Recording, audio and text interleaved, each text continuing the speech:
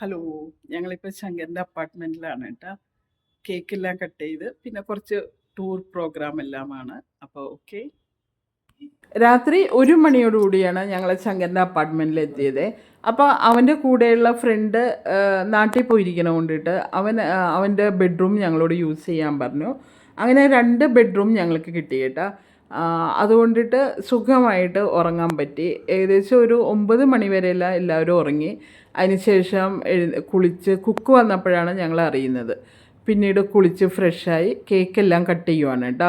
അപ്പോൾ cake cut ചെയ്യാൻ നോക്കുമ്പോഴാണ് കാണുന്നത് അവന് ടീപ്പോയി അതുപോലുള്ള സാധനങ്ങളൊന്നും അവിടെ ഇല്ല.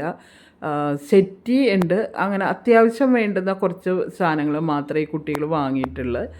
കാരണം ഇവർ ബാച്ചിലർ ലൈഫ് ആയതുകൊണ്ട്, അത് മാത്രമല്ല കുറച്ച് സമയങ്ങൾ കഴിയുമ്പോൾ ഇവർ ജോലിയിൽ നിന്ന് മാറുകയൊക്കെ ചെയ്യുമല്ലോ.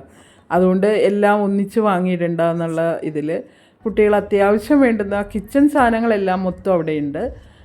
പിന്നെ അത്യാവശ്യം കട്ടിലുകൾ അതുപോലുള്ള കുറേ സാധനങ്ങൾ മാത്രം ഉണ്ട്. അപ്പോൾ ഡൈനിങ് ടേബിൾ കൂടെ ഇല്ല കേട്ടോ ഇവരുടെ അപ്പാർട്ട്മെൻറ്റിൽ. അതുകൊണ്ടിട്ട് കേക്ക് കട്ട് ചെയ്യാൻ വേണ്ടിയിട്ട് കുറച്ച് ബുദ്ധിമുട്ടായിരുന്നു. പിന്നെ കേക്കെല്ലാം കട്ട് ചെയ്തു. കുക്ക് ഉണ്ടാക്കിയ ഫുഡ് ദോശയും പൊട്ടറ്റോ കറിയും തക്കാളി ചട്നിയുമായിരുന്നു. അപ്പോൾ ശങ്കരനും എൻ്റെ ഹസ്ബൻഡും മാത്രമാണ് ബ്രേക്ക്ഫാസ്റ്റ് കഴിച്ചത്. ഞാൻ ശ്രീഹരിയും ബ്രേക്ക്ഫാസ്റ്റ് സ്കിപ്പ് ചെയ്തേ.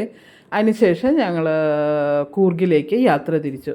ശങ്കരനാണ് കേട്ടോ ഫുള്ള് ഡ്രൈവ് ചെയ്തത്. അവിടെ നിന്ന് കൂർഗ് വരെയും ശങ്കരനാണ് ഡ്രൈവ് ചെയ്തത്. ഈ വീഡിയോ ഇന്നലെ എടുത്ത വീഡിയോ ആണ്.